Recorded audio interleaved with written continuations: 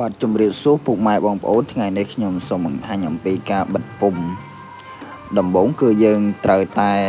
ធ្វើពុម្ពឡើងយើងវាស់ຂະຫນាតខ្នងភ្ញៀវហើយនឹងទំហំអក្សរដែលយើងសាក់បានបើអក្សរតូចពេកយើងបំរែកពុម្ពយើងឲ្យធំបន្តិចឲ្យមុំនឹងសាក់នឹងបានហើយយើងនឹងវាស់ຂະຫນាតវាស់អេឲ្យត្រូវខាងឆ្វេងខាងស្ដាំព្រោះអីយន់5ចូលមួយគូនេះបើយើងសាក់ទៅមានខ្ពស់មានទាបមានវាចមានចៅហ្នឹងគឺវាមិនល្អមិនស្អាតតែខ្ញុំ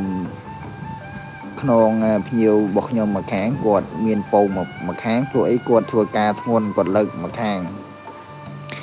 ប្រើការកម្លាំងមកខាងច្រើនជាងមកខាងទៀតធ្វើឲ្យខាងនោះពងយើងខាងនេះបាទ